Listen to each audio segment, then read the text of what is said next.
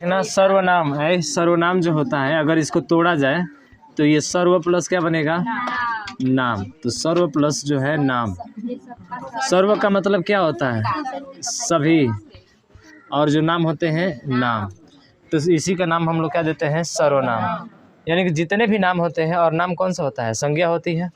तो जितनी भी संज्ञाएं होती है उन संज्ञाओं के स्थान पर जो है जिस शब्द का हम लोग प्रयोग करते हैं उसी का नाम क्या देते हैं, सर्वनाम देते हैं। तो ये नाम की ही जगह प्रयुक्त होता है, समझ रहे हो ना। ये नाम के ही जगह पे जो है आपका क्या होता है, प्रयुक्त होता है। यानी कि सभी नाम ही क्या कहलाते हैं, सर्वनाम कहलाते हैं। उसके बाद से बात किया जाए तो ध्यान रखना इसमें जो है इसी सर्वनाम को हम लोग जो है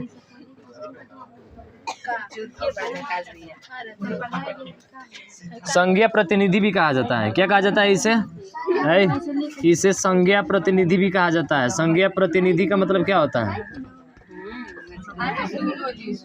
यहाँ पे देखो, इसे हम लोग संज्ञा प्रतिनिधि भी बोलते हैं। संज्ञा प्रतिनिधि का मतलब होता है कि संज्ञा के स्थान पर क्या हो रहा है, प्रयोग हो रहा है, इसलिए इसका नाम हम लोग संज्ञा प्रतिनिधि भी बोलते हैं। किसका नाम, सर्वनाम का। ठीक है, तो सर्व का मतलब होता है सभी या सब का, और नाम का मतलब क्या होता है, नाम। इसलिए इसको हम लोग जो क्या बोलते हैं, सर्वनाम बोलते हैं। और डिफिनीशन पढ़े भी होंगे कि संज्ञा के स्थान पर प्रयोग किए जाने वाले शब्द को ही क्या कहा जाता है, सर्वनाम कहा जाता है। और यही सर्वनाम जो होता है नाम को, यानी कि नाम की पुनरावृत्ति को क्या करता है, रोकता है। यानी कि पुनरावृत्ति को जो है रोकता है। जैसे कि राम खाना खाता है, राम फिर बाजार जाता है, तो राम का बार बार नाम ना लेकर सीधा वहाँ पे किसका प्रयोग कर दें हम लोग, वह का, कि राम खाना खाता है और वह बाजार जाता है।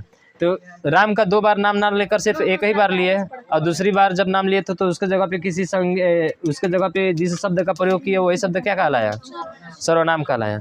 तो लिखेंगे इसमें इसकी परिभाषा। इसकी परिभाषा से पहले इसका अर्थ लिखिए। अर्थ, इसका अर्थ क्या होता है। तो सर्वनाम शब्द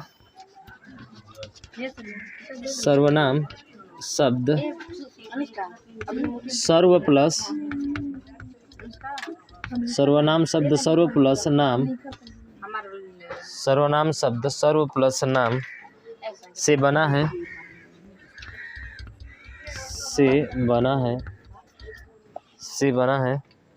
जहाँ सर्व का अर्थ होता है, जहाँ सर्व का अर्थ होता है, जहाँ सर्व का अर्थ होता है सबका। जहाँ सर्व का क्या अर्थ होता है, सबका, या सब लिख लो, सब। सर्व का अर्थ होता है सब। अतः सर्वनाम शब्द होता है, अतः सर्वनाम शब्द होता है, सर्वनाम शब्द होता है सबका नाम, सबका नाम ये बोलते हैं। तो सर्वनाम का अर्थ क्या होता है, सीधा बोलो, सबका नाम, सीधा सीधा हो जाएगा इसका। ठीक है,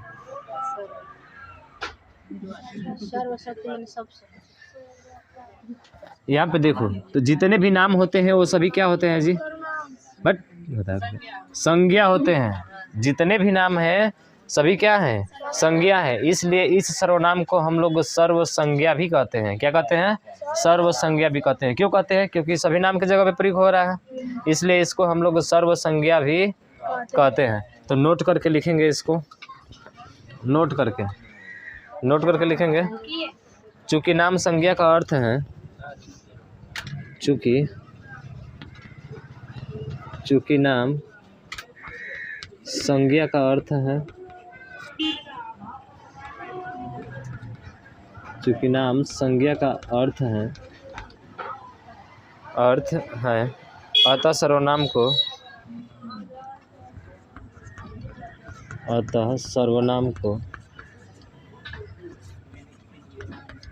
सर्व संज्ञा भी कहते हैं, सर्व संज्ञा भी कहा जाता है।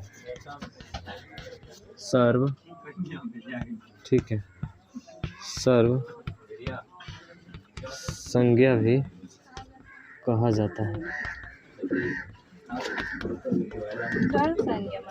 सर्व संज्ञा भी कहा जाता है। अरे पूरा नाम है ना, सर्व संज्ञा क्यों कहेंगे? क्योंकि सभी नाम की जगह प्रयोग हो रहा है। नाम संज्ञा है, इसलिए सर्व प्लस नाम, नाम की जगह संज्ञा कर दिए तो सर्व संज्ञा, इसलिए सर्व संज्ञा भी कहते हैं। दोनों एक ही में है, ठीक है।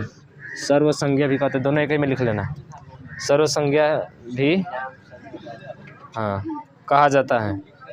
चूँकि सर्वनाम संज्ञा के स्थान पर, चूँकि नाम संज्ञा के स्थान पर, चूँकि नाम संज्ञा के स्थान पर,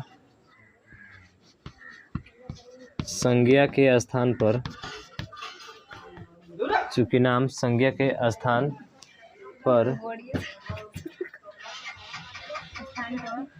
संज्ञा के स्थान पर संज्ञा के प्रतिनिधि बनकर आते हैं, संज्ञा के प्रतिनिधि बनकर आते हैं, संज्ञा के प्रतिनिधि बनकर आते हैं, प्रतिनिधि बनकर आते हैं, प्रतिनिधि बनकर आते हैं, प्रतिनिधि बनकर आते हैं, इसलिए इन्हें संज्ञा प्रतिनिधि भी कहा जाता है। इसलिए इन्हें संज्ञा प्रतिनिधि भी कहा जाता है। इसलिए इन्हें संज्ञा प्रतिनिधि भी कहा जाता है। इसलिए इन्हें संज्ञा प्रतिनिधि भी कहा जाता है।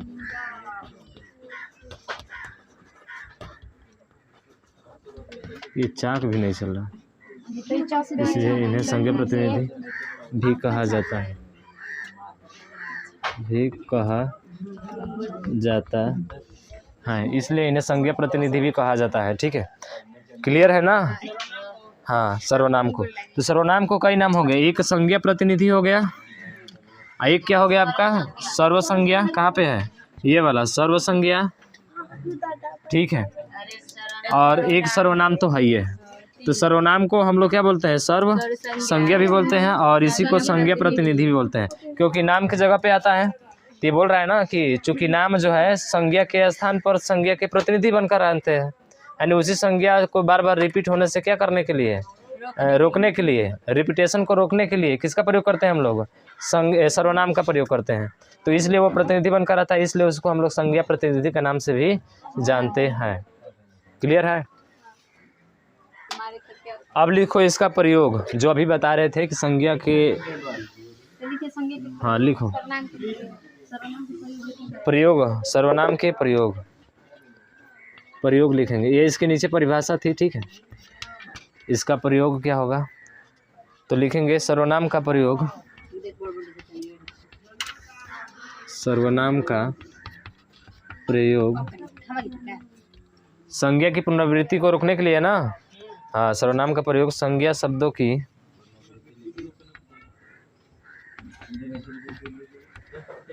संज्ञा शब्दों की, संज्ञा शब्दों की पुनरावृत्ति रोकने के लिए, संज्ञा शब्दों की पुनरावृत्ति रोकने के लिए, रोकने के लिए किया जाता है, रोकने के लिए किया जाता है। यानी कि सर्वनाम का प्रयोग जो है संज्ञा शब्दों की पुनरावृत्ति को रोकने के लिए किया जाता है। एक चीज़ और, कुल अगर पूछा जाए कि कुल सर्वनाम कितने होते हैं? हाँ, सर्वनाम में भी कुल सर्वनाम आता है, और थोड़ा सा एडवांस सब प्रश्न बन जाता है। वो होते हैं 11। हाँ, कितने होते हैं आपके? 11 होते हैं, तो ध्यान रखेंगे। सर्वनाम की जो है अभी इसके जो है हाँ 6 में 6 गो, 9 में 9 गो, हाँ 11 गो दलवा। जैसे जैसे आगे बढ़ते हैं ना तो बढ़ता जाता है। अब देखिए 11 गो नामवा कौन सा है पहले ये भी तो जान लीजिए ना। मैं, तू, आप, जो, सो, यह, वह, कौन, क्या, कोई, कुछ, ये आपके 11 हैं, ठीक है। हाँ,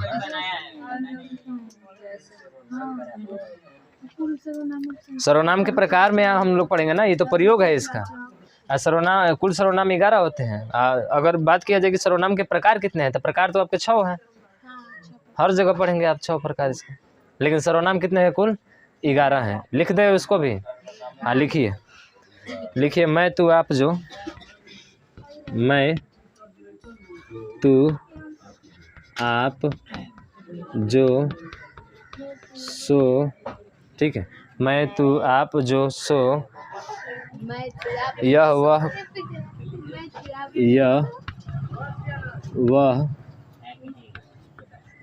कौन कोई, ठीक है। मैं तू आप जो सो, यह वह कौन कोई, यह वह कौन कोई क्या और कुछ होता है। क्या और कुछ कितने हो गए? जरा गिन लो इसको। 11 हो गए ना। देखिए 1 2 3 4 5 6 7 8 9 10 और 11, तो 11 होते हैं आपके। और ये बताओ, ये रूपांतरक बताए थे, रूपांतरक या विकारक तत्व है। रूपांतरक या विकारक तत्व बताए थे, जो लिंग वचन और कारक के अनुसार क्या होता है? परिवर्तन होता है। जैसे लड़का लड़की लड़के, समझ रहे हो ना, ये बताए थे हम। तो ये भी ध्यान रखना कि सर्वनाम जो होता है वो रूपांतरक होता है, विकारक होता है, विकारक तत्व होता है। अब कहने का मतलब ये है कि विकारक तत्व 4 आपके होते हैं: संज्ञा, सर्वनाम, क्रिया, विशेषण। संज्ञा, सर्वनाम, क्रिया और विशेषण, ये 4 जो होते हैं विकारक तत्व होते हैं। बाकी 4 के बाद से 4 और छोड़ दो तो वो सब क्या हो जाएंगे? अविकारी हो जाएंगे, यानी उसके रूप में आप परिवर्तन नहीं कर सकते। समझ रहे हो ना, उसके रूप में परिवर्तन आप नहीं कर सकते। जैसे किंतु है, परंतु है, इसमें परिवर्तन कर पाएंगे? नहीं। किंतु कहीं पे होता है क्या? नहीं। ठीक है, या किंतु या कहीं पे नहीं होता है, तो इसके जिसके रूप में परिवर्तन आप नहीं कर सकेंगे उसको नाम क्या देंगे आप? हाँ, उसके बाद से एडजेक्टिव। हाँ वो भी है। वर्ब, उसके बाद से आपका क्या है? हाँ, संज्ञा, सर्वनाम, क्रिया और विशेषण। क्रिया विशेषण नहीं, हाँ क्रिया और विशेषण, क्रिया विशेषण नहीं। नहीं, ठीक है। Your doubt clear. हाँ, आपका डाउट क्लियर होना चाहिए, इसमें कोई निसंदेह ना रहे, समझ रहे हो ना? संदेह ना रहे, निसंदेह होना चाहिए। ठीक ठीक ठीक ठीक, चलो आ गया समझ में। अब लिखेंगे जो है सर्वनाम के प्रकार 6। सर्वनाम के प्रकार 6 होते हैं। सर्वनाम के कितने प्रकार होते हैं भाई साहब? हाँ भाई साहब। सर्वनाम के प्रकार। हाँ सर। पहले ये बताइए कि कला हिंदी व्याकरण में अलग होता है और अंग्रेजी ग्रामर में। हाँ, उसमें अलग होता है। कैसे पहचानेंगे? हाँ ठीक है, तो सर्वनाम के प्रकार कितने होते हैं आपके? 6 होते हैं। कौन कौन से है? पहला है पुरुषवाचक सर्वनाम, पुरुषवाचक सर्वनाम लगाते रहना इसका, ठीक है। दूसरा क्या है आपका? वो है निजवाचक सर्वनाम, निजवाचक सर्वनाम। तीसरा कौन सा है? वो है आपका संबंध, नहीं व्यक्तिवाचक बोले मत जोड़ना है इसमें। चौथा निश्चयवाचक सर्वनाम, निश्चयवाचक सर्वनाम। और 5वां क्या होता है? अनिश्चयवाचक सर्वनाम, अनिश्चयवाचक सर्वनाम। और 6वां जो होता है वो प्रश्नवाचक सर्वनाम। जब देता है ना एग्जाम में 4 ऑप्शन करके, तो उसमें आपका देगा क्या? व्यक्तिवाचक भी जो शामिल कर देगा इसी में, और आपको पहचानना होगा। आप समझ रहे हैं कि पुरुषवाचक है तो व्यक्तिवाचक भी होगा, बस वहीं पे तो आपका गलतियों भी जल्दी से होगा। हाँ लिखवाएंगे। पुरुषवाचक सर्वनाम में देखो क्या क्या आता है? मैं, तू और वह आता है। मैं, तू और क्या आता है? वह आता है। लाइन छोड़ देना थोड़ा आगे इसके, ठीक है। इसमें जो आता है सिर्फ निजवाचक में आपका आप आता है। ऐसे ध्यान रखिएगा, आप तो पुरुषवाचक में भी आ जाएगा, समझ रहे हैं ना, पर कब कब आएगा ये हम पढ़ेंगे आगे।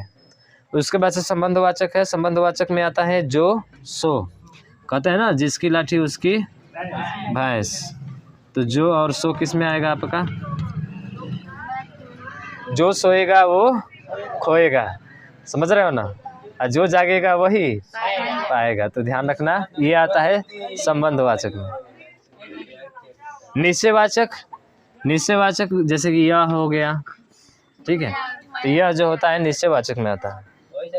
और अनिश्चयवाचक में कोई और कुछ आ जाएगा, कोई पता ही नहीं, कुछ पता ही नहीं।